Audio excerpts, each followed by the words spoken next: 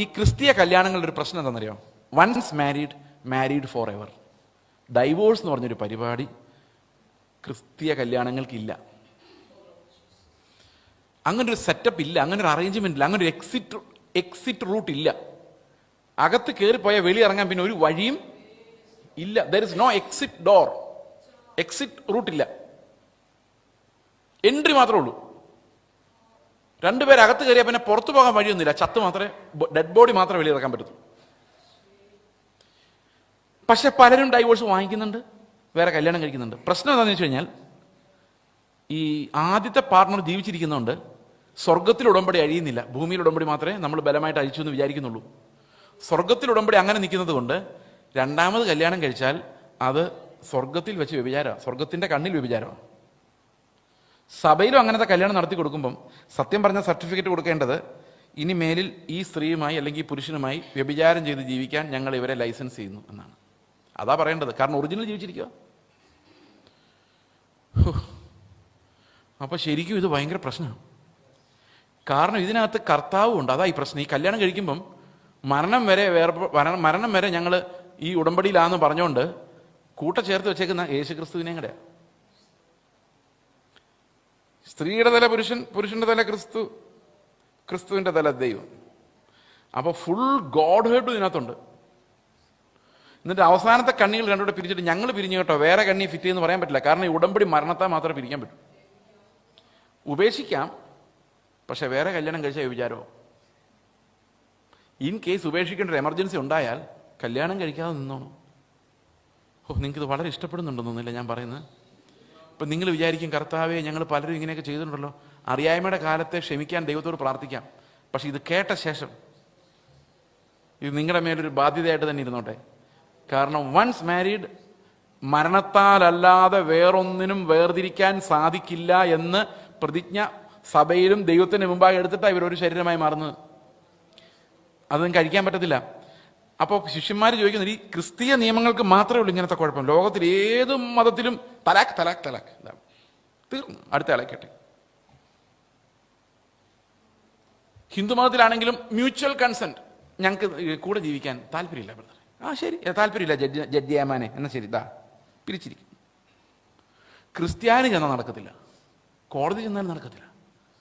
പരസംഗം തെളിയിക്കണം. പണ്ട് അങ്ങനെയായിരുന്നു. ഇപ്പൊ ഇടി തെളിയിച്ചാലും മതി, ഇടി കിട്ടിയെന്ന്. നേരത്തെ പരസംഗം തെളിയിക്കണമായിരുന്നു, ഇപ്പൊ ഇടി കിട്ടിയത് തെളിയിച്ചാലും മതി എന്ന് പറയുന്നുണ്ട്. പക്ഷെ അതൊക്കെ കോടതി നടക്കും, പക്ഷെ സ്വർഗത്തിന്റെ കോടതിയിൽ ഒരു പണി നടക്കത്തില്ല. അപ്പൊ ശിഷ്യന്മാർ യേശുവിനോട് ചോദിക്കുകയാണ്, കർത്താവ് ഏതെങ്കിലും കാരണത്താൽ ഭാര്യ ഉപേക്ഷിക്കുന്നത് ശരിയാണോ? അപ്പൊ കർത്താവ് പറഞ്ഞു, ഒരിക്കലും ശരിയല്ല. ദൈവമാണ് അവരെ കൂട്ടി യോജിപ്പിക്കുന്നത്. മനുഷ്യൻ, അത് ഭർത്താവായാലും ഭാര്യയായാലും ഭർത്താവിന്റെ അപ്പനായാലും അമ്മയായാലും, അവരെ അകറ്റാൻ ശ്രമിച്ചാൽ അവർ ദൈവത്തിനെതിരെയാണ് പാപം ചെയ്യുന്നത്. ഈ അമ്മായിമ്മപ്പോരെടുക്കുമ്പോൾ ഒക്കെ ഓർത്തോണോ, ദൈവത്തിനെതിരെയാണ്. കാരണം യോജിപ്പിച്ച ഭാര്യയും ഭർത്താവിനെ വേർപിരിക്കാൻ ശ്രമിക്കുന്ന, അകറ്റാൻ ശ്രമിക്കുന്നത്, അവരുടെ സ്നേഹം ഇല്ലാതാക്കാൻ ശ്രമിക്കുന്ന എല്ലാം ദൈവത്തിനെതിരെയുള്ള മത്സരമാണ്. സന്തോഷമായില്ലേ? ആ മരുമക്കൾക്കെല്ലാം സന്തോഷമായെന്ന് എനിക്കറിയാം. ഇത് എൻ്റെ അമ്മായിമ്മയെ ഉദ്ദേശിച്ചാണ് ഇത് പറഞ്ഞത് എന്ന് പല മരുമക്കളും ആലോചിച്ചേക്കാം. ഓക്കെ. അപ്പൊ ശിഷ്യന്മാർ ചോദിക്കുകയാണ്, അപ്പൊ ഒരിക്കൽ കല്യാണം കഴിച്ചാൽ ജീവിതകാലം മുഴുവൻ ലോക്ക്ഡ് ആണെങ്കിൽ എന്നാ പിന്നെ കല്യാണം കഴിക്കാതിരിക്കുന്ന ആ ഭേദമൊന്ന്. അപ്പൊ കർത്താവ് മറുപടി പറഞ്ഞു, അയ്യോ അങ്ങനെ നിങ്ങൾ വിചാരിക്കേണ്ട, കല്യാണം കഴിച്ചു, അത്യാവശ്യമാണ്, ഞാൻ സമ്മതിക്കാന്നല്ല. കർത്താവ് പറഞ്ഞു, കല്യാണം കഴിക്കണ്ട, സ്വർഗരാജ്യത്തെ പ്രതി ഷണ്ണനായിട്ട് ജീവിച്ചോ, എന്നാലും ഡൈവോഴ്സ് ഞാൻ സമ്മതിക്കില്ലെന്നോ.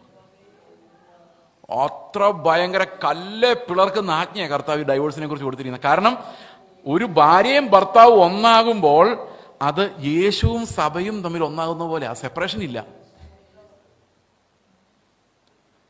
ചിലരൊക്കെ ആശ്വസിച്ചു, ചിലരൊക്കെ നിശ്വസിച്ചു.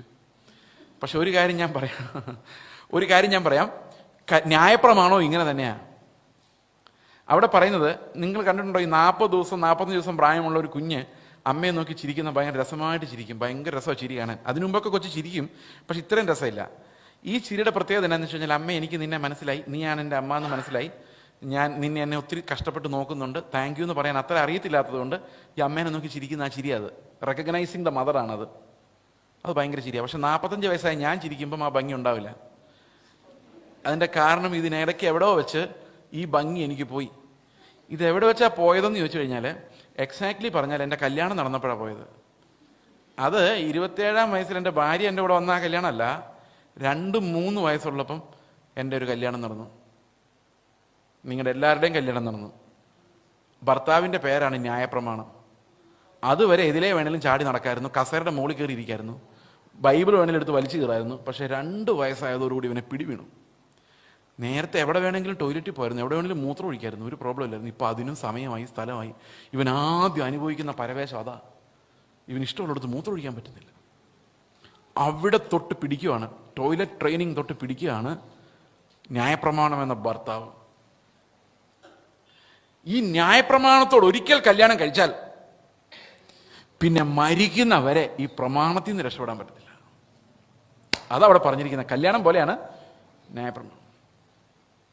ചില പിള്ളേർ ചില ചർച്ച ചെല്ലുമ്പോൾ ഈ കുഞ്ഞു പിള്ളേർ, ഇവിടെ ഏതായാലും അവരെ കാണുന്നില്ല, കുഞ്ഞു പിള്ളേർ ഇങ്ങനെ കസേര കയറി ഇങ്ങനെ ഇരിക്കുന്നതാണ്. അവർ ഒരക്ഷരം പോലും അവർക്ക് മനസ്സിലാകുന്നില്ലെങ്കിലും 2 മണിക്കൂർ, ഞാൻ സമ്മതിച്ചിരിക്കുന്നവരുടെ ക്ഷമത, ഒരക്ഷരം മനസ്സിലാകാത്ത ഒരു ക്ലാസ്സിൽ 2 മണിക്കൂർ 5 വയസ്സുള്ള ഒരു കൊച്ച് ഈ കസേരയിൽ ഇരിക്കുവാണെങ്കിൽ നിങ്ങൾ അവന് അവാർഡ് കൊടുക്കണം.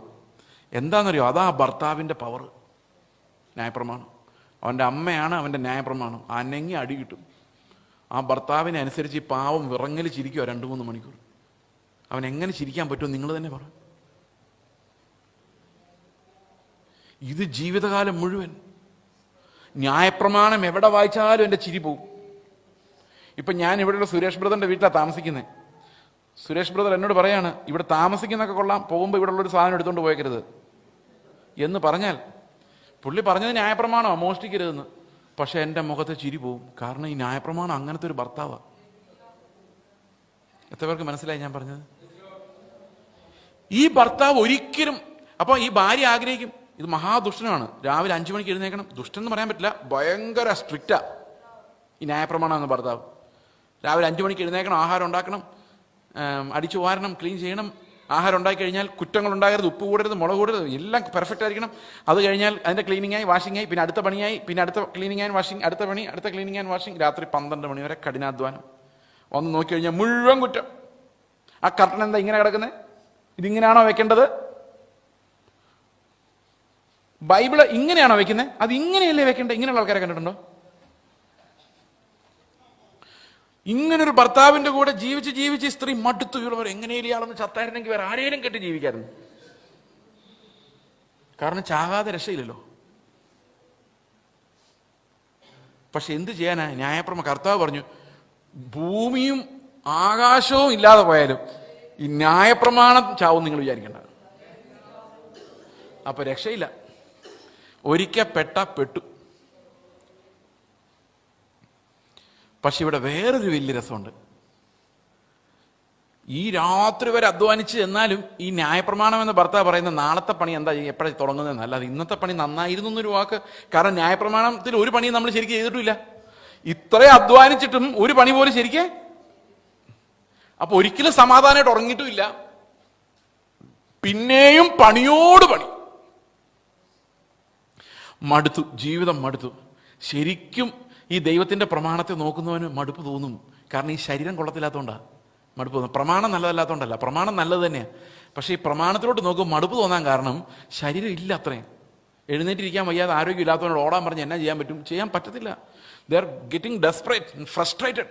അപ്പൊ എന്താ സംഭവിക്കുന്നത്? ഇത്രയും വലിയ നിയമങ്ങൾ ദൈവം നമുക്ക് തന്നിരിക്കുന്നത് അനുസരിക്കുക എന്ന് പറഞ്ഞ് നമ്മുടെ തലയിലോട്ട് വന്നിരിക്കുന്നത് എന്തിനാണെന്നറിയോ? അയ്യോ കർത്താവേ എന്നെ സഹായിക്കണമേ എന്നുള്ളൊരു ബ്രോക്കൺനെസ്സിലോട്ട് നമ്മളെ കൊണ്ടുവരാൻ വേണ്ടിയാ. 500 കിലോ വെയിറ്റ് വെച്ചേക്കുന്നതിന്റെ കാര്യം എന്താണെന്നറിയോ? ഇതൊന്നും ഉരുട്ടി നോക്കിയിട്ട് പറ്റുന്നില്ല, കർത്താവെ എടുത്തേ മാറ്റിയേ പറ്റുള്ളൂ, നീ എന്നെ സഹായിക്കാൻ വരണമേ എന്നുള്ളൊരു നിലവിളിയാണ്, മാനസാന്തരമാണ് ദൈവം പ്രതീക്ഷിച്ചത്. പക്ഷെ ഇവരെല്ലാം സ്വന്തം പ്രവൃത്തിയാൽ ഇത് ചെയ്യാൻ നോക്കി തോറ്റിട്ട് അനങ്ങാതെ നിൽക്കുന്നവനെ കുറ്റം പറയുമായിരുന്നു. ഓക്കെ, അപ്പോൾ ന്യായപ്രമാണം ഇത്രയും സ്ട്രിക്റ്റ് ആയിട്ടുള്ള ഭർത്താവാണ്, നല്ല ഭർത്താവാണ്, അതിന് മരിക്കാനും പറ്റത്തില്ല. അത് ആകാശവും ഭൂമി കഴിഞ്ഞാലും മരിച്ചു പോകില്ല. അപ്പൊ സ്ത്രീ വിചാരിക്കും, ഭാര്യ വിചാരിക്കും, എന്റെ ദൈവമേ ഞാൻ എങ്ങനെ രക്ഷപ്പെടും? അപ്പൊ കർത്താവ് പറയും, നീ ഒരു പണി ചെയ്യും, നീ അങ്ങ് മരിക്കും. അതാണ് 4-ാം വാക്യം. ക്രിസ്തുവിന്റെ ശരീര നിമിത്തം നാമും ന്യായപ്രമാണ സംബന്ധമായി മരിച്ചു. ആര് മരിച്ചു? പ്രമാണം മരിച്ചില്ല, ഞാൻ മരിച്ചു. കൃപക്കാര് പറഞ്ഞത് നേരെ തിരിച്ചാ. പ്രമാണം മരിച്ചു. എനിക്ക് എങ്ങനെ ജീവിക്കാം? കാരണം പ്രമാണം മരിച്ചു പോയത്. ഭർത്താവ് മരിച്ച പിന്നെ ഭാര്യ ഫ്രീ ആയി. അങ്ങനെയല്ല നമ്മൾ ഫ്രീ ആയത്. ഫ്രീ ആയത് ഭർത്താവ് മരിച്ചിട്ടല്ല നമ്മൾ ഫ്രീ ആയത്, ഭാര്യ മരിച്ചാ ഭാര്യ ഫ്രീ ആയത്. എത്ര പേർക്ക് മനസ്സിലായ വ്യത്യാസം? ഭാര്യ മരിക്കുമ്പോൾ എന്താ സംഭവിക്കുന്നത്? എന്ത് സംഭവിക്കും? ആ വാക്യം ഒന്നും കൂടെ വായിച്ചേ. ഇത്രയും നാളും ഈ ന്യായപ്രമാണം എന്ന ഭർത്താവ് ഉണ്ടായിരുന്നപ്പോൾ നമ്മൾ മനുഷ്യർക്കാണ് ഫലം കൊടുത്തുകൊണ്ടിരുന്നത്. എന്നാൽ ന്യായപ്രമാണത്തോട് നമ്മൾ മരിച്ച ശേഷം ഇനി നമ്മൾ ഫലം കൊടുക്കുന്നത് ദൈവത്തിനാണ്. അതുകൊണ്ട് ദൈവത്തിന് ഫലം കൊടുക്കുമാറ് നാം മരിച്ചുയർത്തെഴുന്നേറ്റ വേറൊരാളുടെ സ്വന്തമാവും. ആ വേറൊരാളുടെ സ്വന്തമായാൽ മാത്രമേ ന്യായപ്രമാണത്തോട് മരിക്കാൻ നമുക്ക് പറ്റുള്ളൂ. കാരണം യേശുവിന്റെ ശരീരം സംബന്ധിച്ചാണ് നമ്മൾ മരിക്കുള്ളൂ. വേറെ ഒരു രീതിയിലും ന്യായപ്രമാണത്തോട് മരിക്കാൻ നമുക്ക് കഴിയില്ല. യേശുവിന്റെ ശരീരം സംബന്ധിച്ചാണ് നമ്മൾ ന്യായപ്രമാണത്തോട് മരിക്കുന്നതെങ്കിൽ ഇനി നമ്മൾ ആരുടെ സ്വന്തമാണ്? മരിച്ചുയർത്തെഴുന്നേറ്റ യേശുവിന്റെ സ്വന്തമാണ്. എത്ര പേർക്ക് മനസ്സിലായി ഞാൻ പറഞ്ഞ കാര്യം? അപ്പൊ ഇനി ആർക്ക് വേണ്ടിയാ ഫലം കൊടുക്കുന്നേ? ദൈവത്തിന്. ഇനി 4-ാം വാക്യം ഒന്നുകൂടെ വായിച്ചു നോക്കി. നാം ദൈവത്തിന് ഫലം കൊടുക്കുമാറ്, അതുകൊണ്ട് സഹോദരന്മാരെ നാം ദൈവത്തിന് ഫലം കൊടുക്കുമാറ് മരിച്ചിട്ട് ഉയർത്തെഴുന്നേറ്റ വേറൊരുവനാകേണ്ടതിന് നിങ്ങളും ക്രിസ്തുവിന്റെ ശരീരം മുഖാന്തരം ന്യായപ്രമാണ സംബന്ധമായി മരിച്ചു. പക്ഷെ ഇവിടെ വേറൊരു വലിയ പ്രോബ്ലം എന്താണെന്നറിയോ? ഈ പുതിയ ഭർത്താവ് ഭയങ്കര ഡിമാൻഡിങ്ങാ. പഴയ നിയമമാണോ അനുസരിക്കാൻ പാട്, പുതിയ നിയമമാണോ അനുസരിക്കാൻ പാട്? പുതിയ നിയമം. ഇപ്പൊ പഴയ ഭർത്താവിന് 5 മണിക്ക് എഴുന്നേറ്റാൽ മതിയായിരുന്നു, പുതിയ ഭർത്താവിന് ഇപ്പൊ 4 മണിക്ക് എഴുന്നേക്കണം. പഴയ ഭർത്താവിന് അടിച്ചു വാരിയിട്ടാൽ മതിയായിരുന്നു, പുതിയ ഭർത്താവിന് ഇപ്പൊ കഴുകി തേച്ച് ക്ലീൻ ആക്കണം. പഴയ ഭർത്താവ് വ്യഭിചാരം ചെയ്യുന്നുണ്ടെന്ന് നോക്കുന്നുണ്ടായിരുന്നുള്ളൂ, പുതിയ ഭർത്താവ് ഹൃദയത്തിനകത്തോട്ട് നോക്കി അവിടെ എങ്ങാനും വ്യഭിചാരം ഇരിപ്പുണ്ടോന്ന് നോക്കുന്നു. സത്യം പറഞ്ഞാല് ഇതിപ്പം പുതിയ ഭർത്താവിൻ്റെ അടുത്തോട്ട് വന്നപ്പോഴേക്കും പഴയതിനേക്കാളും വലിയ ഭാരമാണ്. അതുകൊണ്ടാണ് ഞങ്ങൾ ഈ ഉപദേശിമാര് ഈ പുതിയ നിയമത്തിൽ നിന്ന് അധികം പറയാത്തത്. കാരണം ഞാൻ നിങ്ങളോട് ഇപ്പോൾ ഒന്ന് രണ്ടുടുപ്പുള്ളവന് ഇല്ലാത്തവന് കൊടുക്കട്ടെ എന്ന് പറഞ്ഞാൽ നിങ്ങൾ ചോദിക്കും, ഇന്നലെ ഇട്ടത്, രാവിലെ ഇട്ടതൊന്ന്, വൈകിട്ട് ഇട്ടതൊന്ന്, ഇപ്പോൾ ഒന്ന് 3 എണ്ണം ഉണ്ട്, അപ്പം ഇല്ലാത്തവന് കൊടുത്തോ. അപ്പം ശല്യം ഒഴിവാക്കിയ ഞാൻ ദാവീദിനെ കുറിച്ചും ദാനിയേലിനെ കുറിച്ചും പ്രസംഗിച്ചിട്ട് പോയി, ഈ ശല്യമില്ല. തന്നെയുമല്ല, യേശുവിൻ്റെ ഗിരിപ്രഭാഷണമൊക്കെ പ്രസംഗിച്ച് കഴിഞ്ഞാൽ പിന്നെ അതനുസരിച്ചിട്ടുണ്ട് നിങ്ങൾ എന്നെ ശോധന ചെയ്യാൻ തുടങ്ങിക്കഴിഞ്ഞാൽ ഞാൻ ചുറ്റും.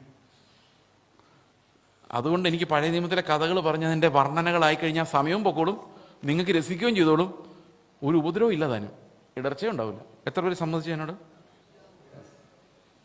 അതുകൊണ്ട് ഞാൻ സത്യത്തിൽ യേശുവിനെ ഒഴിവാക്കിയ പ്രസംഗിക്കുന്നത്. പണ്ടത്തെ കാര്യം കേട്ടോ, പൊതുവെ പറഞ്ഞ, എൻ്റെ കാര്യം പറഞ്ഞല്ല, ഞാൻ ഇടർച്ച ഉണ്ടാക്കാൻ വന്ന ആളാണല്ലോ. അപ്പൊ ഇപ്പൊ യേശു വന്നു കഴിഞ്ഞപ്പോഴേക്കും ഈ ഭർത്താവിന്റെ ഡിമാൻഡ് ഭയങ്കര കൂടുതലാണ്. കാരണം പഴയ നിയമത്തിലെ വിശുദ്ധി ഒരു നിഴൽ മാത്രമാണ്, പുതിയ നിയമത്തിലെ നീതിയാണ് പൊരുള്.